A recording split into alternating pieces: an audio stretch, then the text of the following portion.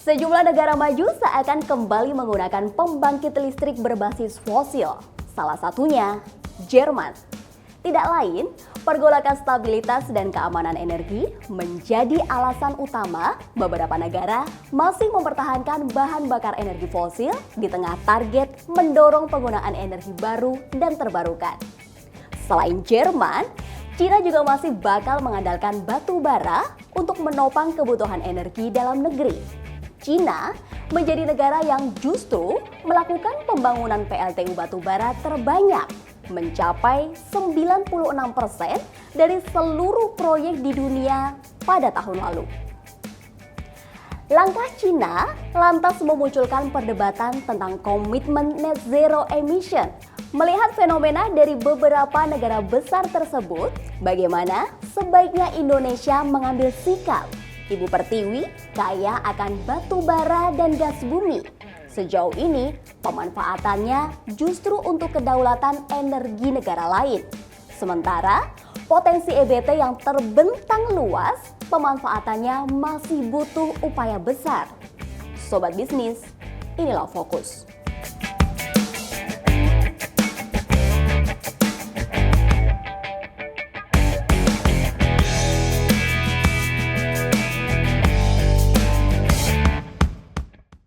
Proyek pembangkit listrik tenaga uap batu bara baru di dunia mencapai 71,38 gigawatt pada 2023. Ternyata 96% diantaranya atau 68.311 megawatt merupakan PLTU baru di Cina yang mulai konstruksinya pada tahun lalu.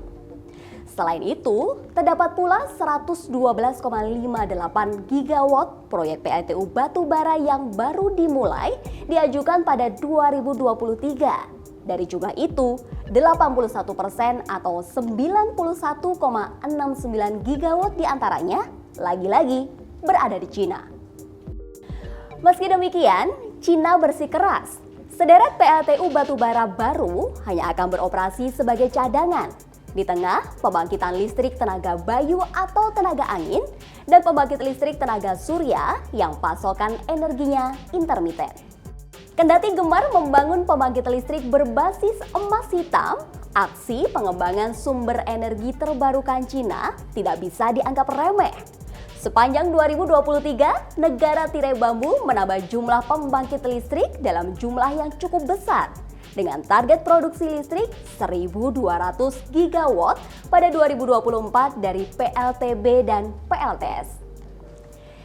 Cina pun berekspektasi bahwa permintaan energi berbasis bahan bakar fosil akan turun pada tahun ini. Namun, komitmen itu tidak semudah membalikan telapak tangan, mengingat kebutuhan energi domestik begitu besar. Tidak hanya Cina, India pun mengalami hal yang serupa. Pemerintah India menetapkan rencana menambah 88 gigawatt batu bara baru untuk PLTU.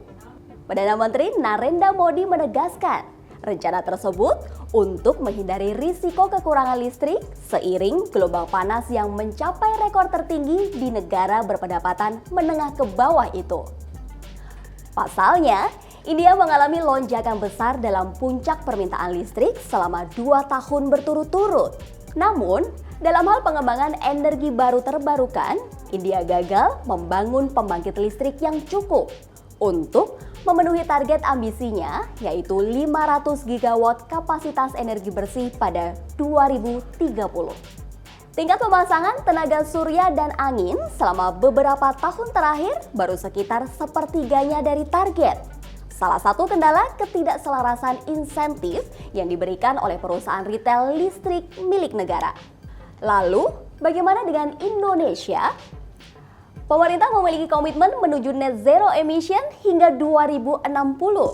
Menuju target tersebut, peran energi fosil masih penting. Berarti kita mencoba untuk menyeimbangkan antara niatan kita mengurangi emisi dan mengembangkan energi bersih. Tetapi tidak meninggalkan energi fosil yang memang sudah kita miliki. Termasuk di dalamnya itu adalah gas ya. Jadi kalau kita melihat minyak bumi kita nanti di tahun 2060 masih 3%, ya. Lantas gas kita, gas bumi itu 13-14%. Jadi kira-kira batu bara dengan gas bumi masing-masing 13-14%-an lah ya masing-masing dari total 817 juta ton oil equivalent. Alasan tersebut tak lepas dari upaya mempertahankan keamanan energi tanah air. Jangan sampai ambisi mengejar net zero emission justru mengorbankan ketahanan energi dalam negeri. Bahkan, harga energi tak dapat dijangkau oleh masyarakat yang menyebabkan pemerintah justru menanggung biaya subsidinya. Ya, kita harapkan begitu, karena energy security tadi kan Indonesia tidak mau mengorbankan energy security dong. Kalau kita misalkan nih ya, dalam situasi ekonomi yang kita belum membaik ya, atau ekonomi dunia, terus Indonesia pengen keluar dari middle income trap di tahun 2045 ya 100 tahun Indonesia merdeka. Nah, kita pengen memaintain pertumbuhan ekonomi 6%. Nah, tentunya energi itu harus terjangkau kan. Transisi menuju energi baru terbarukan memang tidak dapat dilakukan seketika karena dapat mempengaruhi stabilitas pasokan energi.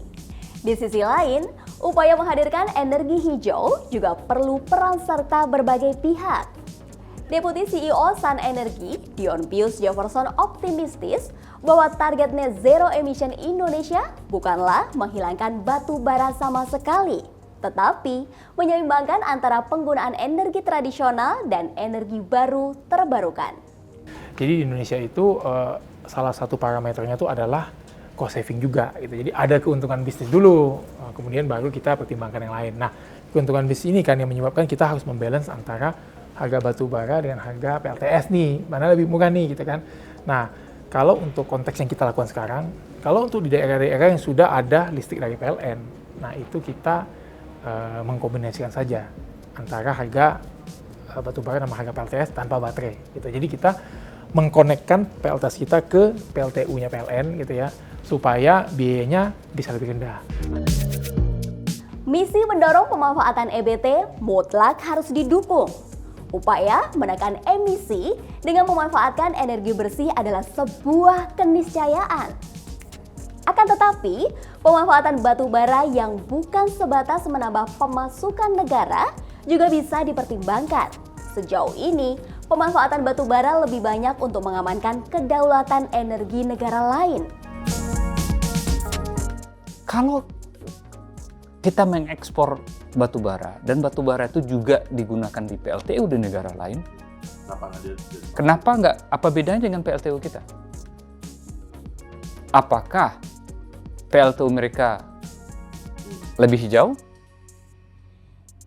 Atau PLTU kita yang kurang hijau sehingga kita harus misalnya pensiun, mereka bukan pensiun malah menaikkan.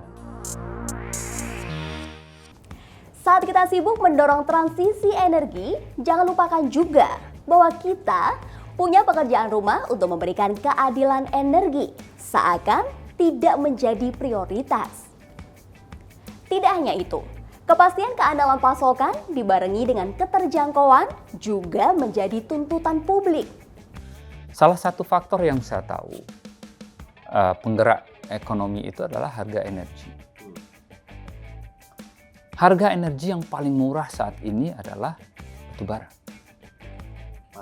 Masih. Ya. Nah, dengan harga energi yang lebih murah di negara lain karena kita ekspor ke sana, dia memproduksi barang misalnya, mana lebih murah barangnya? Barang mereka atau barang kita? Nah, kalau mereka menggunakan batu bara di sana, harga energi di sana lebih murah, kita memproduksi barang yang sama dengan harga energi misalnya lebih mahal, gimana daya saing produk kita? Itu tantangannya. Kita nantikan kebijakan ideal dari pemerintah. Apakah strategi hari ini adalah yang terbaik dan memang merujuk pada kepentingan masyarakat? Atau masih banyak otak-atik strategi menjelang pergantian kepemimpinan nasional? Kita kawal.